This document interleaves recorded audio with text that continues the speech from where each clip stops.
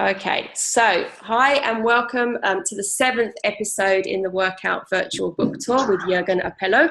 And today we're discussing feedback wraps and best techniques to give positive and negative, or sometimes I prefer to say unfavorable feedback.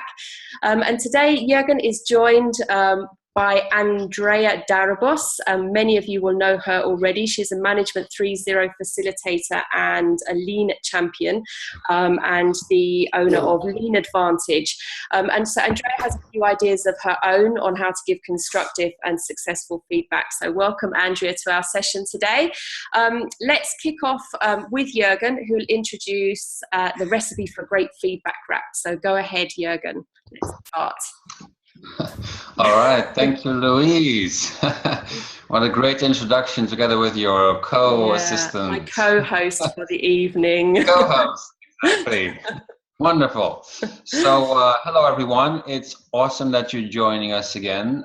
This is another edition of our virtual book tour, where each time we try to discuss one practice out of the workout book that is available for free on PDF and also on beautiful paper. Today I want to discuss the feedback wrap with you. Let me first offer you an example, one that I actually wrote yesterday. That sort of gives you a nice context, an example to draw from. So someone emailed me noting that there was a person giving Management 3.0 classes without having a license. I looked at it, and it looked as if he was borrowing some materials from my book, but I didn't really know that person well, and he certainly was not a licensed trainer. So this is what I wrote to that person. Hello, John. Greetings from Brussels. It has come to my attention that you are offering courses under the name Management 3.0. I recognize that you use some practices that I have personally invented, including personal maps, but sadly, you're not working with an official Management 3.0 license, and I hope you're not using my materials. People have contacted me about your use of the Management 3.0 name. In their eyes, it seems as if you are stealing, which may not be your intention. And I think it is not good for your brand and marketing. Also, it creates confusion in the market, both for me and for the customers. So I suggest that you stop using the name Management 3.0 for your courses and maybe use your own name, or that you get an official license from us so that you can pick and choose from our official materials. And then we can promote your events too. It will make everyone happier and less confused, I'm sure. Let me know what you do. Thanks, Jurgen. Well, within one day, the matter was resolved. They're going to use a different name for their courses because they did this all with the best intentions, and they're going to get a license so that they, on top of that, can offer the official courses. Now, the first thing that I could have done was I could have reached out and said, dude, you're stealing my stuff. You are a bad, bad, bad person. And then imagine how the relationship would have unfolded if I had responded like that. But I assumed there were good intentions. There was just not a good implementation of, in this case, the branding of that particular course, whether you use the name that I have already heavily invested in. So this is an example of how you can give good feedback. And if you look at the pattern, you see that I did 5 things. First, I described a bit of context. It was very brief. Hi, I'm in Brussels. But you can elaborate on that context a bit more. I will give you some examples of that maybe later on. Second is you say what the facts are. The fact is, I see you offer a course under the Management 3.0 name. Fact is, someone contacted me and said that you are stealing. That was a fact. The third one is tell the other person what the emotions are, what are the feelings. I feel confused. Like, what are you doing here? I also think that the market will be confused. Different people offering a course with the same name, but they're not the same courses. So confusion all around. Number 4 is describe what is valuable to you. That is what I did by expressing the need for either having a license or using a name, a course under a different name. What I need is people not to be confused about the Management Field Zero brand, and nobody contacting me about other people stealing. I have better things to do than that. And the last one was a suggestion, things that he could do. I gave him options. Well, as I said, the matter was resolved within 24 hours in a very easy way. I call this a feedback wrap. Other people have noted that there are very, very similar approaches, like, for example, non-violent communication, which has 4 steps instead of 5. The first step is missing from non-violent communication because it assumes that 2 people are in the same room, so you don't have to describe the context to another person who is far away. But that is basically the own major difference. And other people said, oh, this looks very similar to an approach that I learned about for raising children, for example. Don't punish or reward them, just tell children, this is what I see you doing, this is how it makes me feel, and this is what I need from you, and here is a suggestion. Sounds like it makes perfect sense, an approach like that. So this is the practice. I came up with it because, and now we go back to a little bit of background, because people are spread out all over the world much more often than in the past. Look at us, we're having a session with people from all over the world. This was not normal until 10 years ago.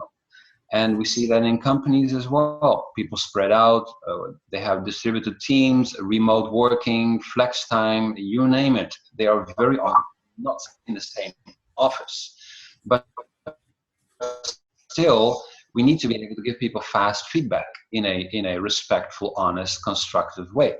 Agile says faster feedback cycles. So don't wait until you see each other next time in the office. It will be too late. So the chances are it will happen more and more often that you'll have to give a person feedback who is not in the same room, who is on the other side of the planet or in another country, whatever. So we have to learn how to give feedback remotely, either in a written form, as I did, through email, or over Skype conversation, or Zoom, or whatever tool that you use. So I have to say, I find the feedback wrap very useful for me, because sometimes I feel like, when someone does something, and as some people say, count to 10. Well, for me, counting to 10 is not enough. After 10 seconds, I still think, but when I just go through the 5 steps, I notice that it becomes much easier to give a person feedback in a respectful way. I'm simply reminded to describe the context, write the facts that nobody can disagree with, write how I feel so that the person becomes aware of the consequences, describe what you need, the value, and then offer a suggestion. And I've done this plenty of times now, and always the results have been far better, as in this case I just described, far better than any other communication where I sometimes let my frustration slip through and end up in my email. And that is, it is good to let go of your frustration, but it definitely does not build a good relationship with the other person. So that is the feedback wrap. I think it is time to switch to someone else. We can discuss questions and other ideas in a moment, but first maybe go back to Louise, and I think Louise wants to hand over the virtual microphone to Andrea. Is that right, Louise? I certainly do. Yes, I will actually, Andrea is our guest speaker today. She's a Management 3.0 facilitator, so she knows the feedback wrap very well. But a little bird told me the other day that Andrea's been using the feedback wrap, but she's got her own adaptations to it. So I thought it would be kind of cool that we could talk about those today. So welcome, okay. Andrea. Well, thank you, Luis, and thanks, Jurgen, for the example of a fantastic wrap. I love how we can take away emotions, the first emotional reaction when we start using the steps of the feedback wrap. And I have a personal story about why I believe feedback is really important. And then I would like to also share an adaptation of how we can practice giving feedback in this way, how we can memorize the steps. My personal story comes back to the beginning of my career. I started in a software development position, and it was the time when the company was experimenting with agile way of working and extreme programming. So we were pairing up with other developers and working together in pairs during the day, writing code. This might be familiar to many of you. And as a new developer, I was still learning about leadership. I was still learning about feedback. I was very new to this. I was skilled in software. And I ended up having some difficulty with the partner I was pairing with. And also vice versa, our pair programming didn't work out very well. Luckily, at the same time, I was going through a leadership program. I spent 8 years with Ericsson, and they had a very good mentoring and modular step-by-step training for leadership skills. And it was only about 6 months later that I really struggled working together with a colleague. I learned about feedback.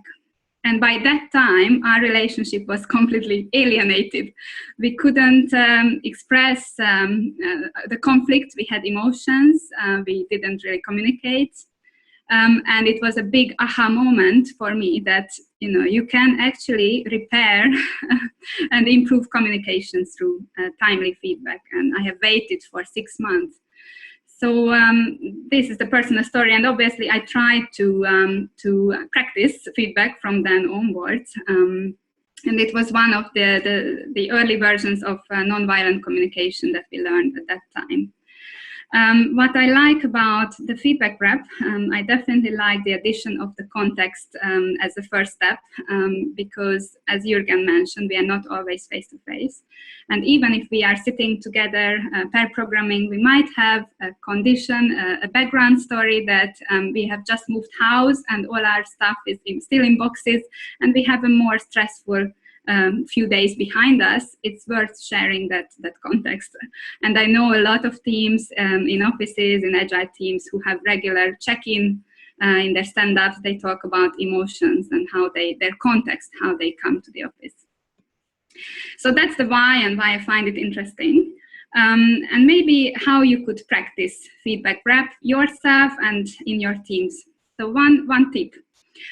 On a Management 3.0 workout, we have tried to help people practice feedback wrap in different ways. On one workout, we have experimented with a spatial version. So what you could do at home is take Jurgen's 5 steps of a feedback wrap and write down each step on a big A4 paper. Describe your context, list your observations on the next A4 paper, express your emotions or how the situation made you feel, sort them by value, and then end with a suggestion. All these in 5 papers. And then think about a situation that is current, a colleague that you would like to give feedback to. And as you walk through the steps spatially, as you have laid down the papers, try to walk by saying, this is my context. So I came to office just after moving house, and all my things are still in boxes, and this is how I feel today. And then I observed that you wrote some code for me, but without leaving any comments in the code, and this is how it made me feel, and so on. So try to practice this in space. And if you are not happy, if you have a pair, a partner, or a colleague, or a wife observing you and giving you feedback that, oh, you actually shared your emotions first rather than sharing your observations, sharing facts. So if someone notices and observes you while you walk through these steps, that's obviously always better. If you are doing this alone, then just only move forward when you have made sure that you said the correct words. I will post in the chat window some resources. There are great resources on the use of language in feedback wraps. It's also, you can practice the way you, for example, list your observations. So how to use factual language. One example could be, I have heard you say, and you quote a person, or this is what I observed. So using specific language in each step is a useful thing to practice. For example, how do you share emotions? What most common emotions can you share? What are the happy emotions and the sad or annoying emotions that you might feel? So this is, in short, the practice. If any of you can comment or ask more questions, if you would like to do that, then I'm here. All right, thanks, Andrea. I love the addition of the spatial dimension to the FeedbackWrap. Haven't thought of that, but definitely worth trying out. So, all right. So, does anyone have some interesting questions or comments for us? How can we use this practice? How can we improve this practice? I'm looking forward to some good conversation about it. Should we start? We have one question in the chat, so should we kick off with that question to start? Sure, sounds good. Andy, and so Andy would like to know, I'd like to chat about being on the receiving end of feedback that's not always presented well, and possibly using the wrap to steer the giver into giving better feedback. It makes a lot of sense to me, but maybe Andy can explain his question. Have you tried that yourself, Andy? Something like that on the receiving end? I have not.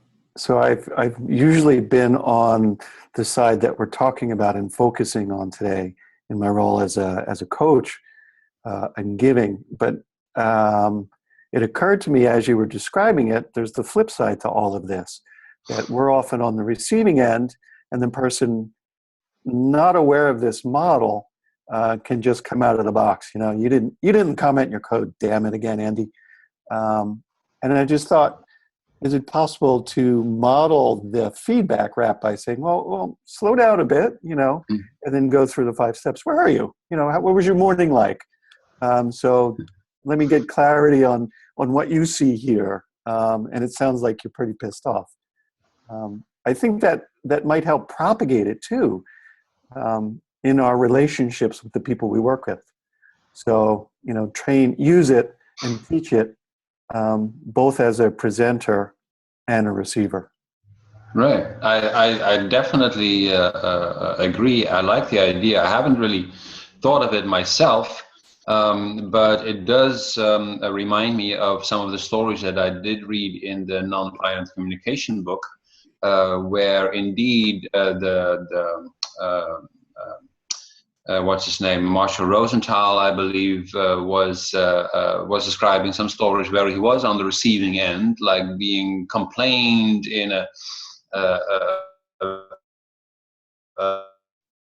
being shouted at by people in other countries for the simple fact that he was an American, which is something that he can't do anything about. It's just a nationality, but he was associated with other things associated with American policy or something like that. And then he got all this stuff thrown at him. And he used this nonviolent communication, the 4 steps in his case, of indeed asking people to slow down and understand what it is that they noticed and how they felt about it, and what it is that they needed from him, and what the suggestions were. So I like it. I'm going to try that next time someone shouts at me, and see if I can refactor that communication to something that is more sensible. Good suggestion. And Andy, a comment, one useful thing in feedback is, and in any form of communication, is to summarize what you just heard. So if you are receiving feedback, to rephrase it and repeat it back. So if it's a conversation, obviously you can do that. And by rephrasing it in the correct way or separating emotions from observation, you can calm down the conflict. Right. Yeah, so it basically has 2 functions. You validate that you heard correctly, which is in itself a good thing to do, but at the same time you you push down the emotions of the other person because they understand that they are being heard, which is the main thing. Indeed, I had a similar experience yesterday morning. I called a hotel who had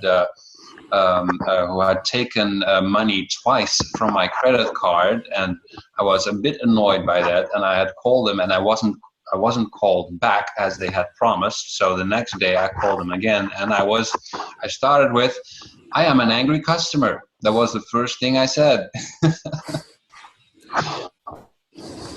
Stefan, not only you took my money twice, but you're not calling me about it. So I'm online. The thing is, what I didn't see in your talk, what is for me very important, because I had this feedback thing learned from books of Glasel, and he said the thing with the emotion is those things can't be neglected. So if you say this really bothers me, and you bring it in with in motion, so the emotion can't be neglected, and then you go forward with the approach to let's say a suggestion or something.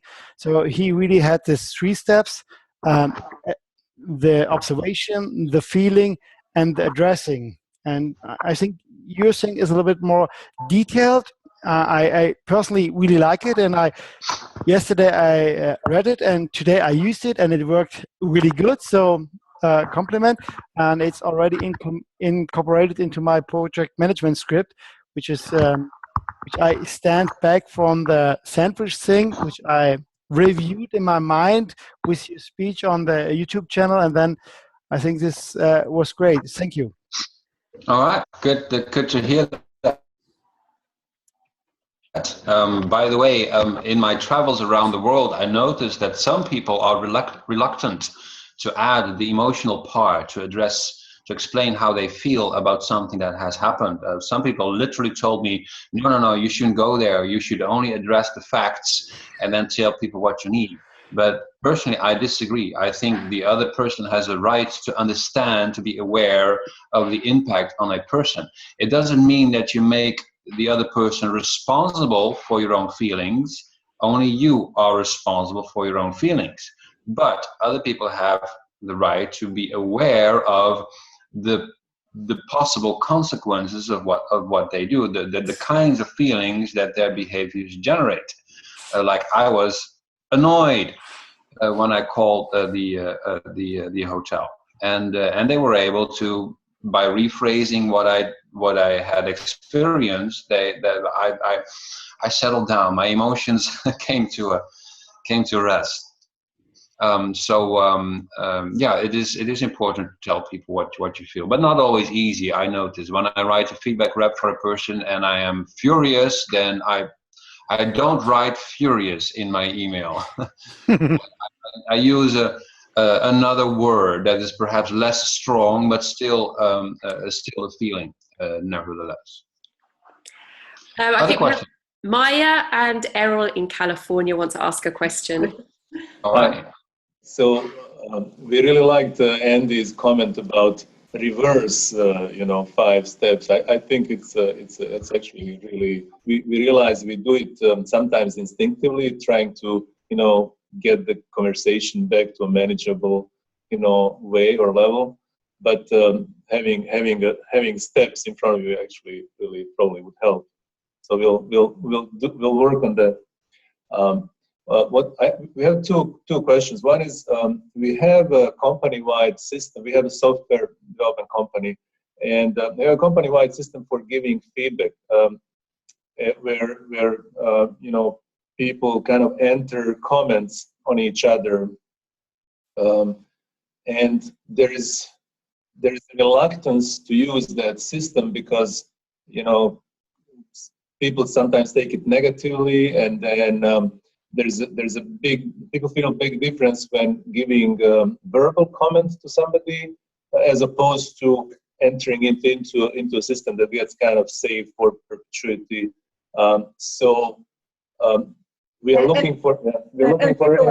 And people are kind of lazy. They can enter as many comments as they want because there is no limit of number of comments.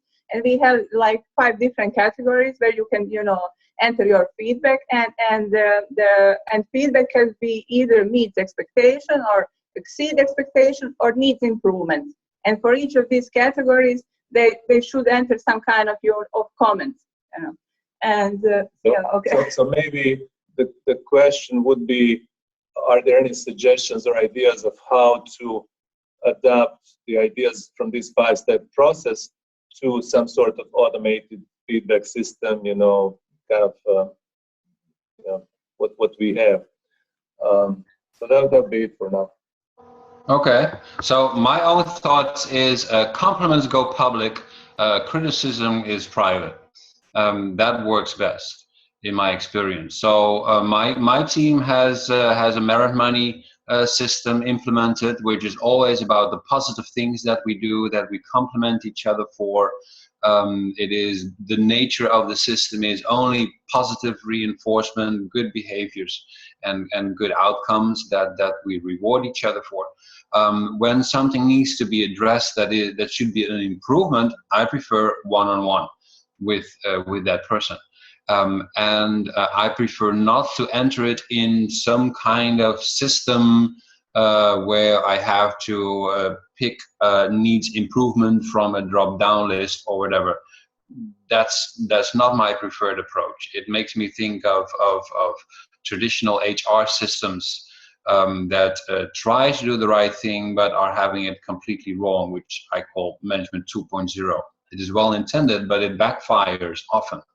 I prefer to separate those two. So comments, that's why people usually prefer only exceeds expectations. Those are easy to fill out, but all the others are left empty.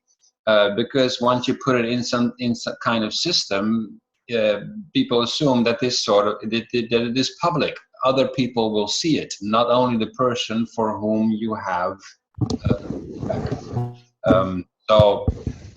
take the person in another room and have a private conversation.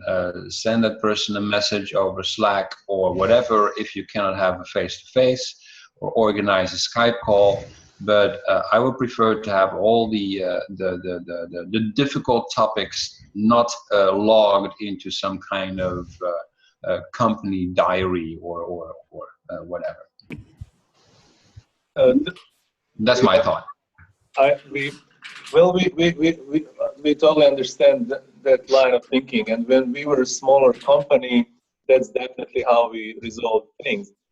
Now we have challenges where we don't know the history of every individual in the company, and then if we do not record some of the instances where there was also something challenging with that or negative, then it's hard to properly evaluate their reasons why they were not promoted, let's say, and stuff like that.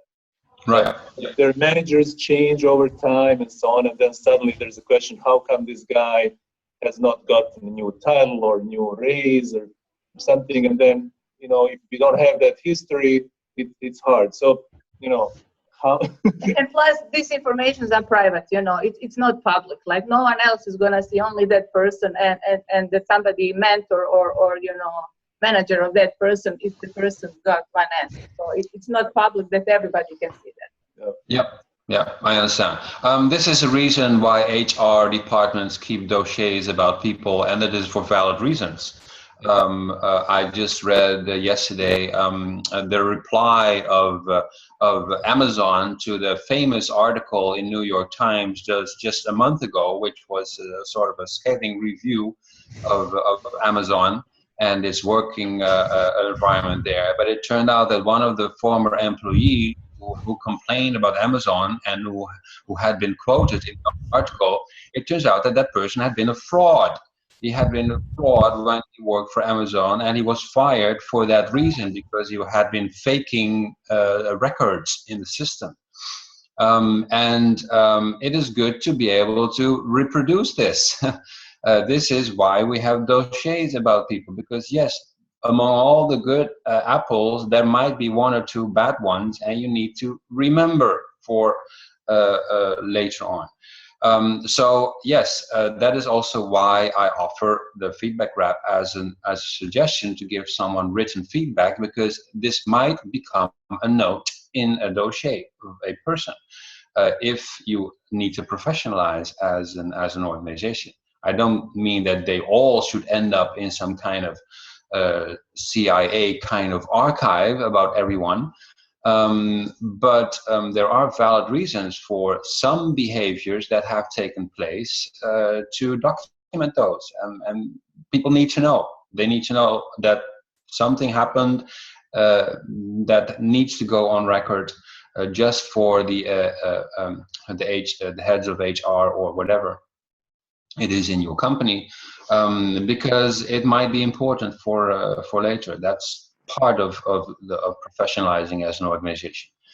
So yeah, that's a good point. Thank you so much, Jurgen. But we've lived in the United States now for long enough that we archive everything, and we people and so on. Yeah. Well, that's the problem with these systems. Once you have the possibility of documenting things about people, as we see happening with the NSA, then they try to remember everything about everyone, because hey, you never know, it might be useful sometime. Well, then you go obviously in a direction that most people will need in a company. But anyways, we're going off a tangent here. Maybe go back to some other question, but it's an interesting topic, definitely. So thank you for raising it, Errol. We have a question from Lucas. Yes, I had one question, but in fact, in the meantime, I've already answered it by myself, I believe. Oh, what is your answer? But anyway, so you said that you prefer to give positive feedback in public, so everyone knows about good things, and you said that you prefer to give negative feedback during one-on-ones. So I just had a thought in my mind: how do you avoid such pitfall that people see you going with someone to the meeting room, and this means that you are going to give him negative feedback? But maybe it's not most clever question in the world, but just curious how you deal with that. Interestingly enough, I'll share a story with you. It was many years ago. I took someone to another room for a private conversation, indeed for exactly this purpose, because some behaviors needed to be addressed. But then the opposite happened. The other employees in the room thought that this person was now in a privileged position for having a one-on-one with the CEO, and the others were disappointed that they were not invited into that office as well to hear about the latest developments. They thought it was a compliment instead of criticism. So that my point is, you never know what other people think. This was a complete surprise to me that people had made that correlation, that assumption. I don't know. So the best is to have regular one-on-ones with everyone. Indeed, if you take some person apart in a room, and it is something that you never do, then other people are going to wonder, why? What is happening here? Is that person being punished, or is that person being promoted? And when there's lack of information, people come up with their own stories and start sharing them with each other. And before you know, we have a rumor. So the best to do, I think, is to have some kind of ritual of a one-on-one that takes place anyways, so people know that there's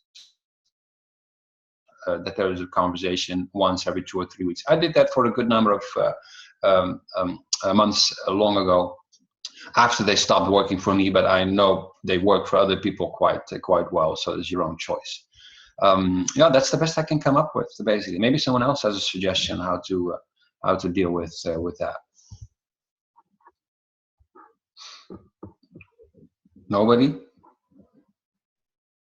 Errol? I see Errol raising his hand. How do you deal with that? So, yeah, people form their own opinions, but how do you deal with that? How do you deal with jealousy, for instance?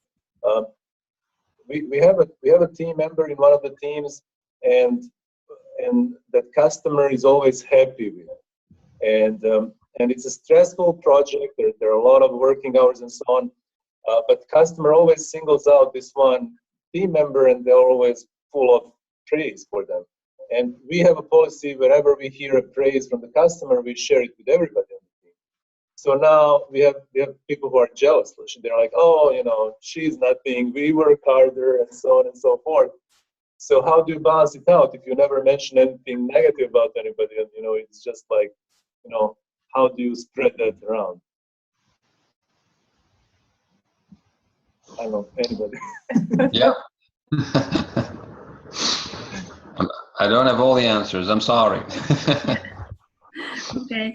I posted a general topic which is linking to this, how to encourage people to share feedback or give feedback more often. So if people are jealous, do they giving this feedback that this is what they observed, this is what they see happening, they don't understand, this is what makes them feel, how they feel, what they observed, and this is their need, why they need to know, and what is their suggestion to communicate better, to share more information. So this would be a perfect feedback situation, even this what you mentioned, Errol. So my question is, how can we create as managers or as team members in our companies an environment where it's easy to give feedback? And it's a common practice, and it's not only a one-way practice from managers to the one-on-ones, to top down to the team, but it's to anyone as peers. Yeah, well, someone told me that basically the whole world should be Dutch. Because Dutch people have a very, very easy way of just saying what they think. Whatever they think, it comes out of their mouth, not realizing that they're offending half of the world, and the other half of the world said, "Wow, you're so honest and open."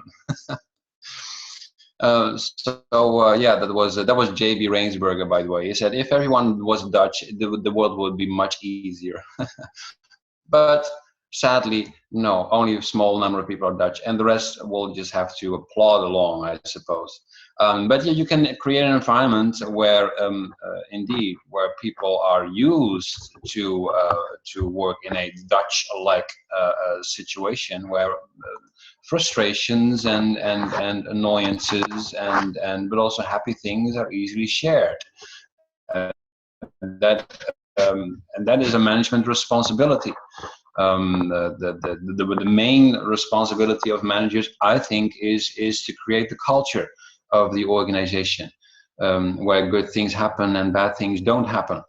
Well, if you think that sharing feelings about other people's behaviors is a good thing, and I think it is, then that is something that you should strive for and give the example as a manager. I try to give the example. I'm always open and honest about whatever I feel is happening. Ain't I, Louise? She works on my team. She knows. Sometimes painfully so, but they know. But they know it's never a huge problem. Whenever I share something, I just tell people that this is what I don't like and this is what I do like, and that creates an environment of openness and honesty, where I hope the other team members do exactly the same as I do. So lead by example and share. Yeah. Any more questions? Andy? Well, just to follow up on what Jurgen just said, in the context of the wrap, it's hard to argue with the way you present it. It's your feelings, and if you're presenting the feedback that is intending to sort of attack the root problem, not attack the person, the opportunity for success is so much higher. I see lots of stuff going on where we're a distributed organization and conversations happen in Slack and emotions flare up and people start attacking each other, and then it disintegrates. But when they focus on attacking the problems, it can be a very heated exchange, but it's not personal, and it's more successful that way. Exactly. So that is the intention of the feedback wrap or nonviolent communication or the other extremely similar methods is to take away the opportunity for people to disagree and to come up with their own solutions to the situation. You're just telling people what you observe, and you tell people how you feel about it. And then you leave it to them to resolve the matter. You may offer a suggestion or two, but you're not trying to attack the other person in any way. That should never happen. So when I see some, like for example, someone last week sent me a script for a video that I am going to record next month, and I'm supposed to read the text of the script, and I thought the script was horrible. It was atrocious, but that's not how I communicated it. I said I see a good number of errors, both spelling, grammatical, and style, that an editor, in my experience, can easily fix. And I am not hired to be an editor for the video script, so I suggest you find an editor, fix the script, and then come back to me. And that was only my observations. I saw lots of errors, and I had a suggestion: find an editor. I'm not going to do it for you, but it was all in the most respectful kind of way, and they did it. No problems. Nobody was angry. I think I just observed what was happening, instead of saying, "Hey, dude, you can't write." That's not kind. So we're nearly 45 minutes. Nearly at the 45-minute mark. Is there any more questions? One more question. Rajesh. We have a Rajesh. I would like to share my personal feelings about feedback wrap when the current discussion is over. Well, the current discussion is going to be over in about 3 minutes. So if you want to share, Rajesh, your experience, share it with us now. Hi, good morning all. It's 3 a.m. here in Singapore. Oh. Before I start, I have to be honest. I haven't yet read the complete book of workouts. So I'm only halfway through. For this session, I read the feedback chapter a couple of times last week. I'm still holding the book. Good. I feel the feedback wrap is not only useful for our official purpose, meaning it not only helps in the organizational environment, but also in personal life. It can be applied between husband, wife, parents, friends, and whomever you may be talking to. And I strongly believe that if it is applied between husband and wife, it will reduce the misunderstanding and brings in a positive relationship between each other, probably bringing down the rate of divorce, maybe. Because traditional feedback often results in people getting hurt. Feedback wrap will resolve that. I'm strongly looking forward applying it at all possible situations. I totally agree. Thank you, Rajesh, for pointing that out. Actually, I experienced it myself. I remember it 1 or 2 years ago, that my own spouse was applying, in that case, nonviolent communication, and I noticed it. I thought, what? I hear a fact, I hear a feeling expressed, I hear a need, and I heard a suggestion. I recognize it. You are now applying NVC on me.